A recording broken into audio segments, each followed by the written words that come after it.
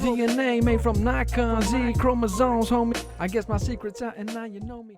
What's going on? It's OG Camera Boy here today, and I got myself a do-it-yourself project, something that I picked up off of eBay on an auction that I saw.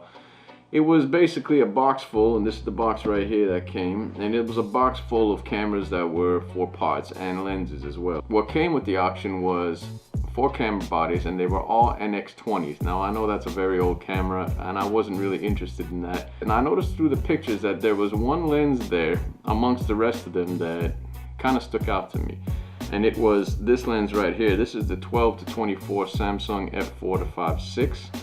Normally this is a very expensive lens and one that's kind of hard to find. You can get them, there's no question about them, but you certainly have a struggle to try and find them for reasonable prices. I think the best price that I'd ever seen for one, most recently actually, was probably a couple of weeks ago, was, I think it was in the neighborhood of $260 or something like that, plus tax, of course, on eBay, for one that was in what looked like decent condition. It was a lens that I've always wanted to get for my Samsung collection, my NX collection. And I thought to myself, now if there's a chance that this lens is half decent, meaning to say that it has some functionality to it, then I might be pulling a little bit of a decent deal here on this whole auction. And I didn't really notice much about it from the pictures that he had taken. So it was a chance, it was a gamble. You know, I asked him a few questions about it. He seemed to not know much in some cases. I don't know if he was being deliberately vague or whatever it was, but I took a chance on it and I bought everything. I paid $200 for everything. I picked this up, I don't know when it was, maybe like 7 or 8 months ago. It's been a while now that I've had this. And to that point, I hadn't seen any Samsung 12 to 24 NX lenses, the 4 to 5.6, go for less than, you know, $300 to $400. Like I said, most recently I actually did see one go for about $260, but to that point I hadn't seen one go for less than $300 to $400. So I thought to myself, like I said, if this one has some sort of potential, I might be doing all right with this. So I don't know, it was a gamble. I picked up this lens with the rest of them, of course, and to my surprise, when I connected it to my NX500, there were a few things right off the bat that I noticed obviously were not working very well. And for one thing, there was no aperture control. And of course there's this, which is the autofocus manual focus switch. I don't know if you can hear that, but it's loose. Basically it seems as though it's not connected at all, or broken, most likely broken. And so you can't switch from autofocus to manual focus. Now, however, I will say that it is stuck on autofocus, so that's a good thing because it actually autofocuses perfectly, so that's excellent. And like I mentioned, the aperture control didn't work, but actually all I did was I took some alcohol, some electronic alcohol, which is like 99% alcohol, and I cleaned off the contacts, and that seemed to do the trick. I plugged it right back onto all my cameras, and the aperture control came back. So, all right, so here we go. I got the 12 to 24 here right in front of me. It's only about 1.5 feet in front of my face, and you can see that it's a fully functioning lens. It works extremely well. It's on my NX500 camera body right now. I apologize if it's a little shaky. It's not a stabilized lens and it's not a stabilized camera, so I don't have electronic stable or IBIS or optical image stabilization in the lens. I also apologize if it's a little bit noisy, because it is noisy out here this morning, but it's a beautiful bright sunny morning, and you can see that the optics of this lens are really quite nice, you know what I mean? It does an excellent job, and I was very happy to pick it up, and hopefully I'll be able to fix it to 100% full functionality. Right away, I think I did okay, you know, just from this lens alone. Today's project is going to be trying to fix the autofocus manual focus switch. Now, my intention behind this is to pilfer parts from some of the other lenses. I know just by looking at them that it's not going to be the same piece. It's not like I'm going to be able to take, as you can see, I've opened this one up already. It's not like I'm going to be able to take the ribbon cable out of this 18 to 55 and convert it to this one, the 12 to 24. It's just not going to work that way. And I could tell that right off the bat, because on this one, you could see on the 18 to 55, whoops, there goes the function button, the eye function button. But anyways, the point behind this that I'm trying to make is that the eye function button on the 18 to 55 is right next to where the manual focus autofocus switch is, whereas on this one here, it's nowhere near. It's kind of like further away on another ring that's closer to the front element.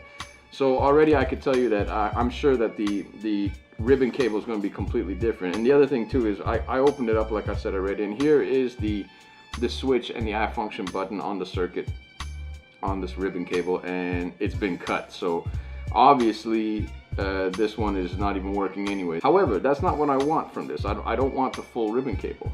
As we can see here, we see that it's loose. I don't know if you could hear that, but that's because, like I said, the switch, the plastic part must be broken, and so there's no connection between this switch here and the switch that is actually on the circuit board itself. So that is to say that what I'm going to try and do and hope for, and this might be a very short video, it might end because I might be wrong about this, but what I'm going to hope for is this little switch here that is on the circuit board is the same as the switch that's going to be on the circuit board or on the ribbon circuit inside this lens as well. So what I might do, or what I intend to do essentially, is remove this switch from this ribbon cable and transplant it onto this ribbon cable. I hope, fingers crossed. I don't know if that'll work necessarily, but that's the idea. So I'm gonna open this up and get started on that right now. I got my switch.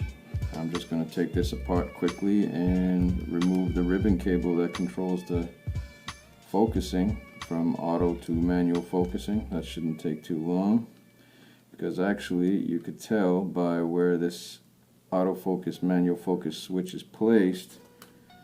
It's right here, and that means it should be very easy to get to. Let me get my tweezers here.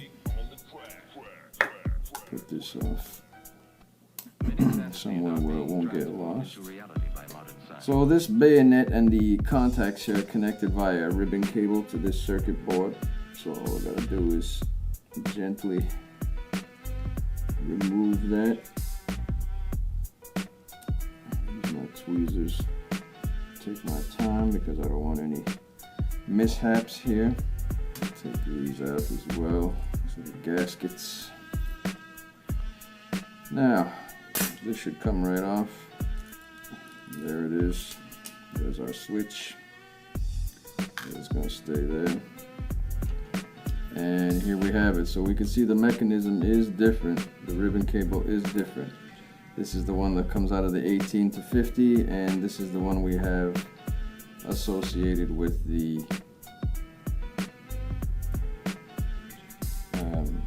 12 to 24. Pardon me for that pause. I was just looking to see if I had something similar. Let me remove it so we can give it more of a detailed inspection. My goodness, are you kidding me? I'm very sorry for that. Of course, it's been quiet for quite a while, and all of a sudden, construction noise. Okay, well, that's life, isn't it? So here we go. I think my suspicions are correct from what I could see superficially. It looks to be the same switch. We can see clearly that this switch right here has a broken piece that's supposed to stick out here that connects obviously to the switch on the outside of the camera lens, like so. And obviously this one right here, which is connected, has a tactile clicking sound. From what I could tell, it looks to be the exact same component. So if I'm able to remove this one and put it on here, I might be able to use this one to reinstate the functioning of the autofocus and manual focus on this lens. We shall see. That is the theory. I have to apologize for the noise that's going on upstairs just above me. It's Murphy's Law, isn't it? Anyhow, hopefully that's the only thing that goes wrong according to Mr. Murphy this day. So I got my soldering iron out here. I got some flux. So just to give you an idea, of course, here I have this setup, and I'm going to be removing these little solder joints here that connect the switch to the ribbon cable, and I'm going to do the same thing onto the other one that I have there on the table, this one right here, and I'm just going to transplant it. Simple as that. Everything that I could see superficially on this ribbon cable looks to be intact. It looks to be in good condition. The obvious thing is that the switch is broken. You can see the little plastic portion is broken off. and it's stuck in the autofocus position, which is actually ideal as far as I'm concerned. So from that perspective, it's fine. But let's get that manual focus working too. You know what I'm saying? If I can do it, why not? Ideally, you'd want to be doing this in a well-ventilated area.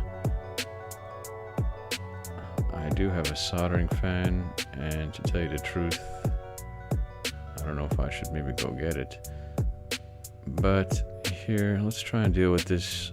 Just removing a little bit of the solder by using this tool here. It's a little suction tool that removes the old solder. Let's see here. I have to stress that I really took my time trying to remove the solder to get the switch off successfully. The one thing you really don't want to do is ruin the contacts on the ribbon cable, because if you do that, it's more or less game over. So taking your time, being patient with the process is something that is extremely important, and you have to really pay attention to what you're doing here. So here I begin to remove the solder with a copper wire to soak up the old solder from the cable. It didn't seem to want to come off too easily with the suction tool. It did little by little, but again, patience is really key in this circumstance. So, you know, make sure you exercise as much patience as you possibly can. Okay, so there we go. That took forever, but you know, like I mentioned, patience is key, and success was had. So there's a technique that was learned after all that process to take it off correctly. And even better, let me inspect this, the contacts here on the ribbon cable, and it seems that everything is absolutely intact and perfect for reapplication. So I can tell you from a little bit of experience that I have with working with circuitry, just trying to do my own types of repairs. Again, you have to be patient. If you're not patient, the worst thing you're going to do is you're going to ruin the contacts on the circuit. And if you ruin the contacts, well, there are some possible ways to try to fix that, but it's extremely difficult, quite frankly. What you're going to have to do is try to scrape away some of the plastic to uncover the metal that's actually embedded in it, and it's very iffy at that point and difficult to do. So the best thing to do is really just take your time and make sure that the contacts that you have there remain intact. So okay, we have this here. I'm going to put this off to the side for now and collect it with the other parts for the 12 to the 24 and get started on removing the second switch and see if we can't transplant it. And with the experience that I have from the first one, gives me a better plan of attack for this one, so we shall see. Of course, with the magic of editing, the switch is almost removed, and there we go. It's off. We've got it. That took a lot less time than the first time around. With a little bit of experience, I had a better plan of attack, like I had mentioned. So here we have our little switch, seemingly perfectly intact, and that's the money right there. Now put that to the side a second, so we can see quite clearly that this has been what's damaged from the other ribbon cable. If you look at them here side by side and compare them, it goes on there easily, hopefully. Have to tin the contacts first just to make it easy to attach. It'll just be a lot simpler to heat up the contacts afterwards and just make sure that it's properly set in place. So tinning done, very good. Okay, that should be quick and easy from here. And clean off the tip of the soldering iron, of course. Make sure that you have good clean contacts, good solder, and make sure we place the switch on there correctly, and looks like we're on right now. So hopefully that's successful, and from what I could tell, it looks like it's on.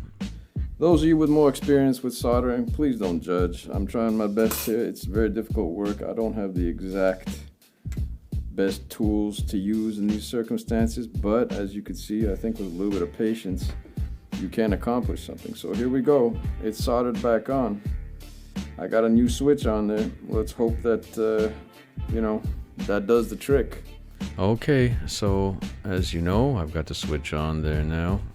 Let's see, that's gonna go on like so, and in this orientation like that, and let's just hope it works.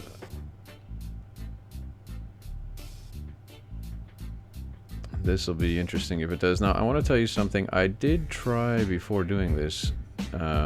I just want to let you know that I did try to find this ribbon cable replacement, but honestly, at this point in time, it's impossible to find. Really, absolutely impossible to find. I really don't even think it's something you can get anymore. If you can, maybe there is a place, but I have no idea where that is.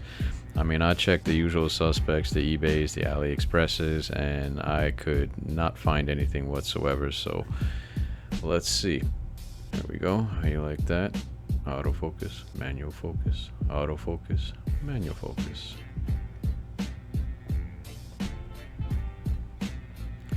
I have no idea if this is going to work, and to tell you the truth, I'm very keen to see if it works out. Put the gaskets in place here.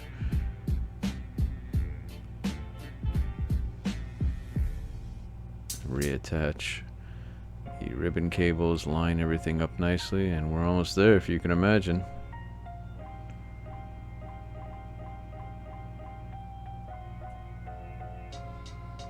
Okay, so the ribbon cable's connected. Let's make sure it's seated properly. Put the screws in, attach everything firmly so we could attach it to the camera and test it. Make sure we tighten the screws down. Okay, let's see.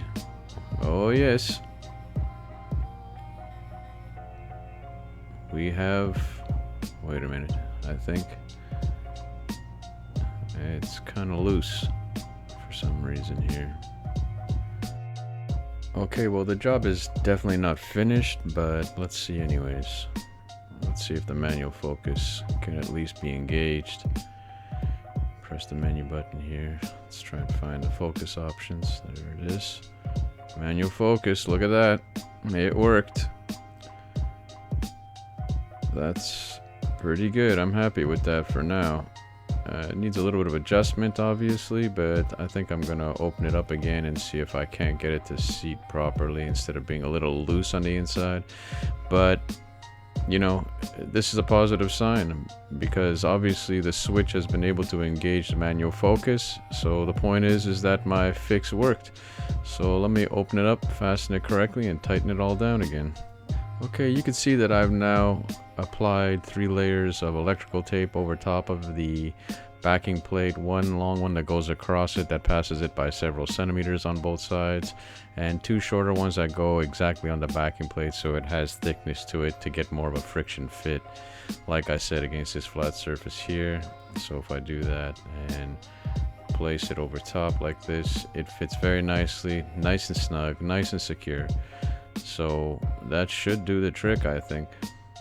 As you can see, if I hold it in place here and I go from autofocus to manual to auto, it has that tactile feel to it now, so hopefully that does the trick. I think it should. Let me put it back together and see if we manage to solve the issue. Now, if I go back to the menu, focus modes, okay, we're in autofocus right now. Now let's see here. If I flip the switch, there you go, manual focus. Look at that. Now flick it back. There you go, autofocus. Look at that. Switch repaired. Isn't that a beautiful thing? You know, these types of things make me so happy. I really do appreciate taking things that people consider garbage or for parts or irreparable and just using some ingenuity, thinking about it a little bit and trying to fix it. And there you go. That was something that didn't cost me a single solitary penny outside of what I had originally paid for all the auction. I just was able to pilfer some parts from the other one, and there we have it. Now we have the focus switch working again, and manual focus and autofocus are able to be engaged on this beautiful 12 to 24 lens, a lens that I definitely wanted to have to add to my NX repertoire, and I'm extremely happy about that. You see, even the eye function button works. press on that, you know, there's some options. I can go through, program them, fiddle around with it, whatever. So there you go. So there you have it. That's the 12 to 24 repaired. I'm filming on it right now on my NX500. Got it attached. Beautiful lens. I'm very happy to give it a second life. It gives me great pleasure to get these things that otherwise people would consider unserviceable and garbage, and give it a second life and make it serviceable again, especially when it's my own benefit that comes out of it, because now here it is that I get to use this lens on all my Samsung NX cameras, you know, be it my NX1, my NX500, and the rest of them. So it's a great lens. It's one that usually costs a fair bit of money if you're looking for it on the used market, not to mention it's kind of hard to find. I was happy to win on that gamble, definitely, on that box full of camera parts that essentially I was able to finagle together and make a good working lens out of. And I still have some other plans for, like I said, the NX20 body that's in there, to put one together that I can get working perfectly and hopefully turn into an infrared or full spectrum camera. That's going to be something that's going to be exciting for me to do, and hopefully exciting. I'll try and film that and put that out there for you guys too. And we live in such a throwaway society these days that to be able to give something that is a good quality item second life like that, just, it really means something a lot to me personally. I know that I'm somebody who likes to buy these things to be able to, you know, fix them and try and get them inexpensively too, because, you know, prices going up, they ain't going down on anything right now. So it's a good thing if you have the skill to be able to repurpose certain things and fix them for your own benefit as well. So last thing I want to say about the lens, the 12 to 24, is beyond the fact that the autofocus and the manual focus switch was broken and that the aperture control wasn't working when I first got it. All it took was a little bit of cleaning of the contacts to get the aperture control working again, and replacing the switch on the ribbon cable and attaching it to the circuit board, as you saw. That got the autofocus, manual focus functions working again.